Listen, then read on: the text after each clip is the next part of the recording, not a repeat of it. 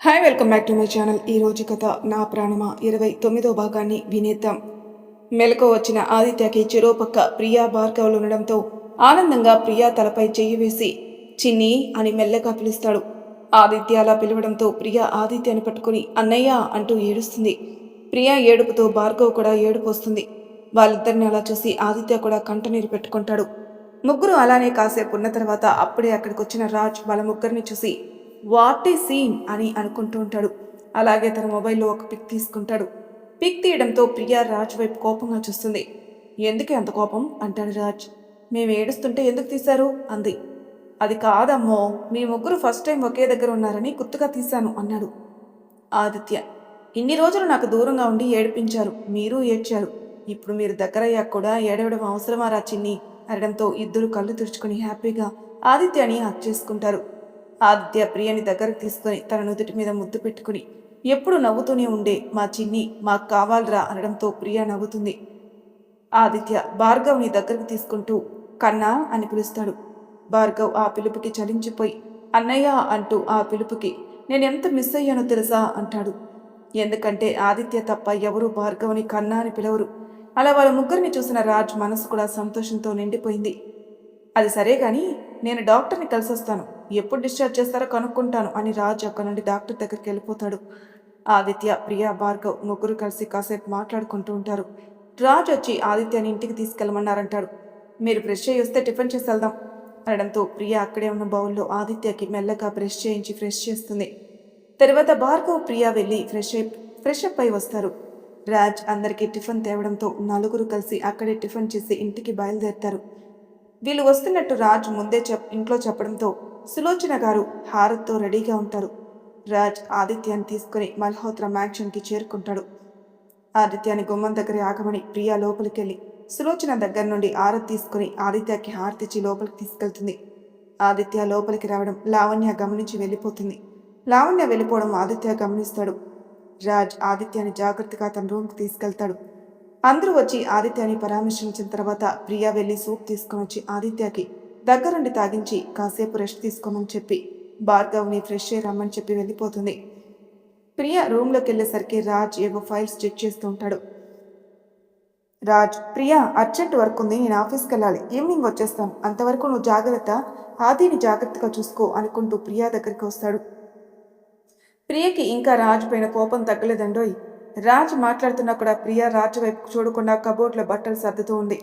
రాజ్ ప్రియని వెనక నుండి హక్ చేసుకుని సారీ రా బంగారం, నీకు కోపం తెప్పించినందుకు. ఈ కోపం తీరే వరకు నేను వెయిట్ చేస్తాను అని బుగ్గపై కిస్ చేసి వెళ్ళిపోతాడు. రాజ్ వెళ్ళిన వైపే చూస్తూ ప్రియా తన బుగ్గపై రాజ్ పెట్టిన ముద్దుని తలుచుకుని తనని తాను నవ్వుకుంటూ ఉంటుంది.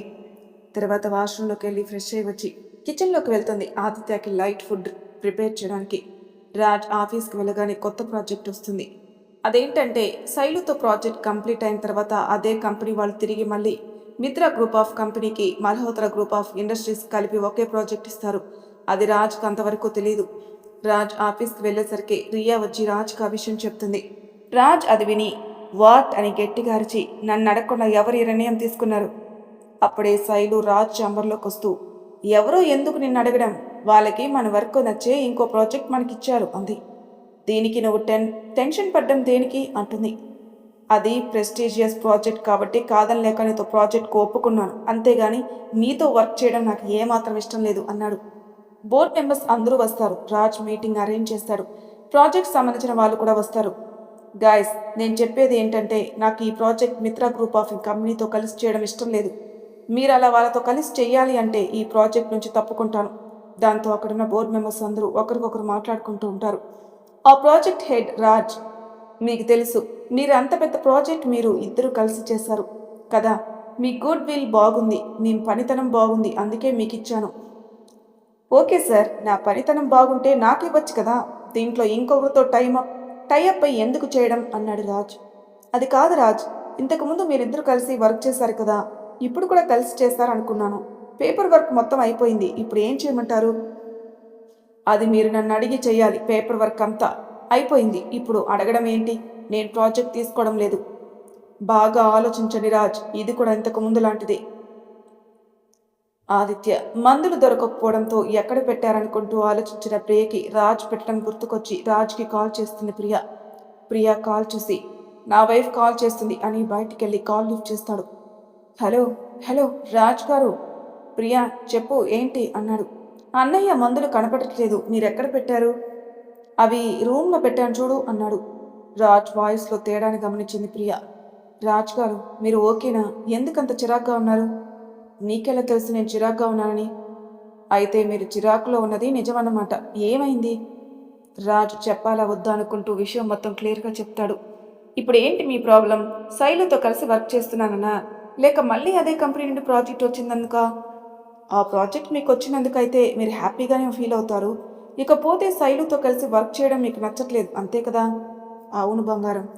నా రాజ్ కార్ గురించి నాకు తెలీదా? అనవసరంగా టెన్షన్ తీసుకోకండి. వచ్చిన ప్రాజెక్ట్ని వదులుకోకండి. వర్క్ గురించి ఎక్కువగా ఆలోచించుకోండి. శైలు ఏమైనా చేస్తే నేను చూసుకుంటానులే అంది. అది మిమ్మల్ని ఇబ్బంది పెట్టకుండా చూస్తానులే అంటుంది. ఈ ప్రాజెక్ట్ ఒప్పుకోనా బంగారం అన్నాడు రాజ్. ఇది ఎప్పటి నుంచి రాజుగారు మీరు ఒకరు చెప్తే ప్రాజెక్ట్ ఒప్పుకుంటారా? నాకు తెలిసి రాజ్ ఇలా చేయరు కదా అంది. ఏమన్నావు? ఏమంటాను? నాకు తెలిసిన రాజ్ అలాంటి వాడు కాదు అన్నాను. ఏదో చిన్న విషయానికి భయపడి వెనక్కి తగ్గేవారు అసలే కాదు అంటున్నాను అంది. రాజ్ సంతోషంతో ఓకేరా బాయ్ అన్నాడు. ప్రియకి బాయ్ చెప్పి రాజ్ మీటింగ్కి వెళ్తాడు. రాజ్ ఈ ప్రాజెక్ట్ మిత్రా గ్రూప్ ఆఫ్ కంపెనీతో కలిసి చేయడానికి ఒప్పుకుంటున్నాను అన్నాడు. రాజ్ అలా చెప్పడంతో అందరూ హ్యాపీగా ఫీల్ అవుతారు. ఫార్మాలిటీస్ అన్నీ పూర్తి చేసుకుంటూ ఈ ప్రాజెక్ట్లో నాతో పాటు మా బావ యష్ కూడా ఉంటాడు అని చెప్పి డాక్యుమెంట్స్ తయారు చేస్తాడు. తర్వాత ఆఫీస్లో వర్క్లో మునిగిపోతాడు. శైలు వెళ్ళిపోతుంది. ఇంట్లో ప్రియ ఆదిత్యకి ఫుడ్ ప్రిపేర్ చేసి తీసుకెళ్తుంది. ఆదిత్యకి తినిపించి టాబ్లెట్లు వేసి పడుకోమంటుంది. ఆదిత్య ప్రియను చూస్తూ నువ్వు తిన్నావారా చిన్ని? ఆకలిగా లే, తర్వాత తింటానులే అని డల్లుగా మొహం పెట్టుకుని ఉంటుంది ప్రియ. ఆదిత్య ప్రియాని దగ్గరికి రమ్మని ఎందుకు డల్లుగా ఉన్నావు? భార్గవ్ కూడా ప్రియ డల్లుగా ఉన్న గమనించి ఏమైందక్క అని అడుగుతాడు. ఏం లేదు అన్నయ్య ఎందుకో దిగులుగా ఉందన్నయ్య అంది ప్రియ. దేని గురించో బాగా ఆలోచిస్తున్నట్టున్నావు? అదేం లేదన్నయ్య. ఆదిత్య భార్గవ్ని భోజనం తీసుకుని రమ్మంటాడు. భార్గవ్ భోజనం తీసుకుని వస్తాడు. ఆదిత్యనే భోజనం కలిపి మెల్లగా ప్రియకి తినిపిస్తాడు. ప్రియ ఆదిత్య వంక చూస్తూ మెల్లగా తింటూ ఉంటుంది. భార్గవ్ నాకు పెట్టలేదు అని బొంగమూత పెట్టుకుంటాడు. నీకు కూడా రా రా అని చెప్పి ప్రియ ఆదిత్య ఇద్దరు కలిసి భార్గవ్కి తినిపిస్తారు. వాళ్ళిద్దరూ తినడం అయిపోయిన తర్వాత ఆదిత్యాన్ని రెస్ట్ తీసుకోమని చెప్పి ప్రియ వర్క్షాప్ నుంచి ఫోన్ వస్తే వెళ్ళిపోతుంది. భార్గవ్ ఆదిత్యాన్ని చూస్తూ అక్కడే చదువుకుంటూ కూర్చుని ఉంటాడు. వర్క్షాప్లో వర్క్ కంప్లీట్ చేసుకునేసరికి ఈవినింగ్ అవుతుంది. ఆదిని చూడ్డానికి వస్తుంది ప్రియ. భార్గవ్ సహాయంతో వాష్రూమ్లోకి వెళ్ళి ఫ్రెష్ అయ్యి వచ్చి కూర్చొని ఉంటాడు ఆదిత్య. ఆదిత్య చిన్ని చాలా బోర్గా ఉందిరా అంటాడు. అలా గార్డెన్లోకి వెళ్దామా అంటూ. ప్రియా సరే అంటుంది. ప్రియా భార్గవులు కలిసి ఆదిత్యాన్ని గార్డెన్కి తీసుకొని వస్తారు.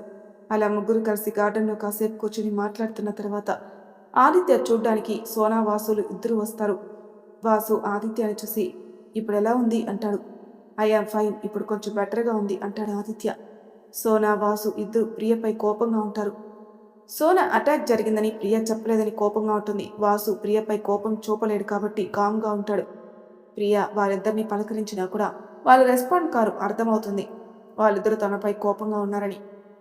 వాళ్ళని అక్కడే కూర్చోమని చెప్పి వాళ్ళకి కాఫీ స్నాక్స్ తేవడానికి లోపలికి వెళ్ళింది. సోనా అసలు ఏం జరిగింది? అటాక్ అంటే ఆది మొత్తం చెప్తాడు. సోనా ఇంత జరిగిన ఆ రాక్షసి మాకు చెప్పలేదు కదూ అనుకుంటూ కోపంగా ఉంటుంది ప్రియ పైన.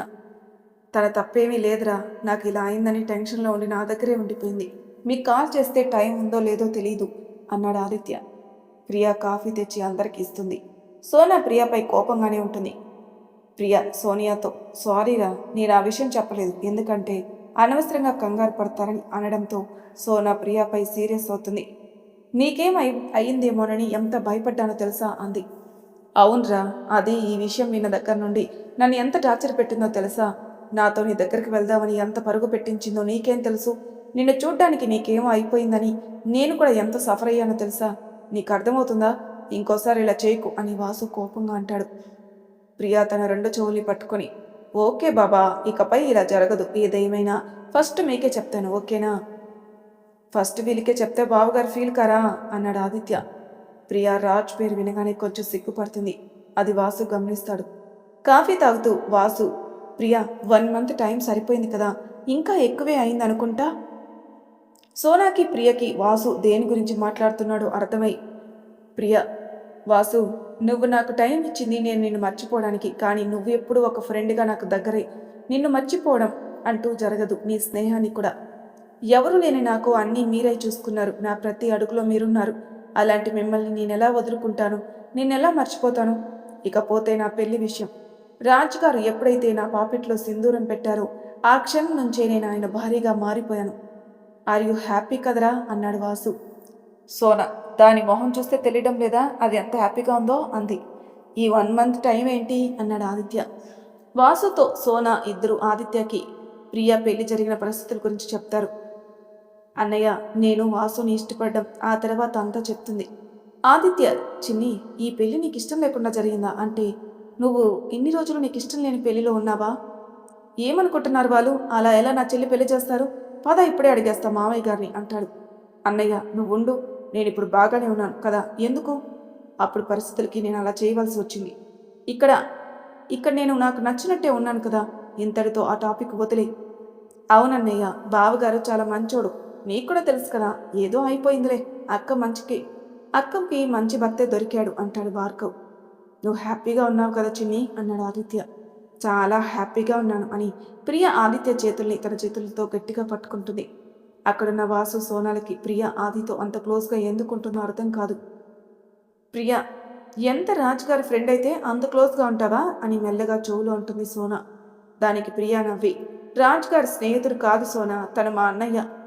సోనా షాక్లో ఏంటి అంటుంది. ఏంటి కాదే మొద్దు, తను మా అన్నయ్య, చిన్నప్పుడు మేము విడిపోయామని చెప్పాను కదా, తనే మా విక్రమ్ అన్నయ్య. వాసు సోనాలకి చాలా సంతోషంగా ఉంటుంది ప్రియా వాళ్ళ అన్నయ్య తిరిగి వచ్చినందుకు. ఇన్ని రోజులు ఎందుకు చెప్పలేదు అన్నాడు వాసు. నేను తర్వాత చెప్తాను, దేనికైనా టైం రావాలిగా, అది ఇప్పుడు వచ్చిందనుకుంటా, అందుకే ప్రియాకి నిజం తెలిసింది అని వాళ్ళు అలా మాట్లాడుతుండగా నైట్ అయిపోయింది. ప్రియా వాసు వాళ్ళని డిన్నర్ చేయమని అడగడంతో అక్కడే ఉండిపోతారు.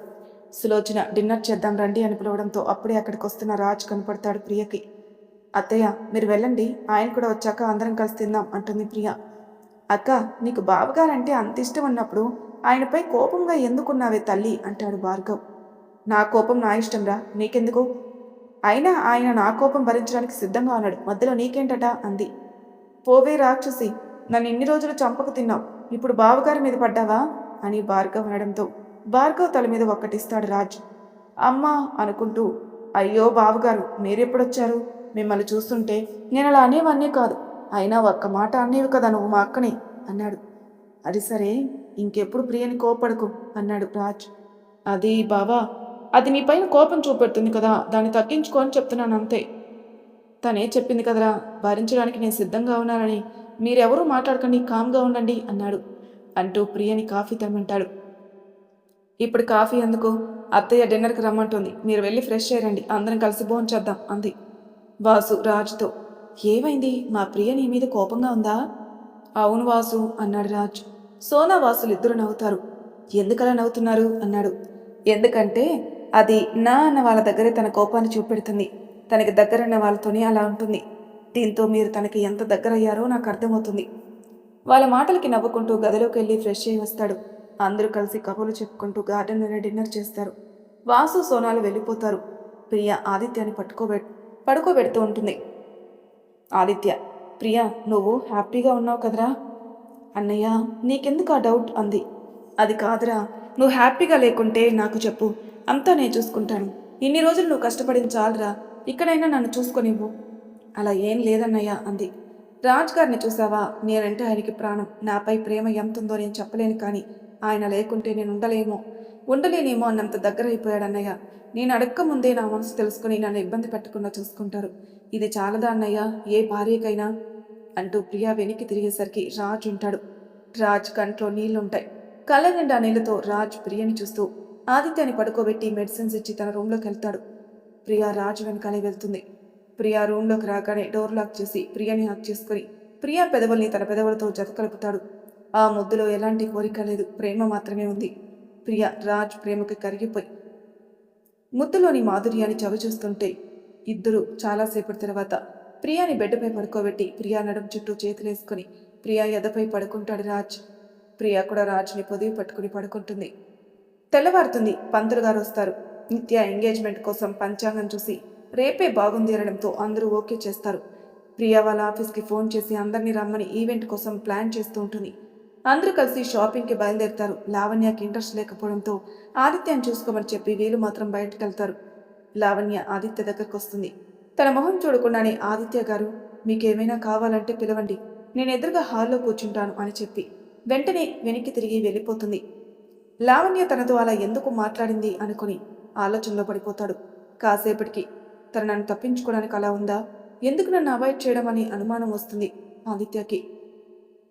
యష్ కేస్ సాల్వ్ చేసుకుని ఇంటికి చేరుకుంటాడు. యష్ లావణ్య అందరూ ఎక్కడున్నారు అని అంటే మీ ఎంగేజ్మెంట్ షాపింగ్ కోసం వెళ్ళారు అని చెప్తుంది. సరే అని యష్ వెళ్తూ ఉంటే తనకి ఒక ఫోన్ వస్తుంది. ఆ ఫోన్ విన్న వెంటనే ఫోన్ పెట్టేసి లావణ్య రాజ్ ఎక్కడా అని అడుగుతాడు.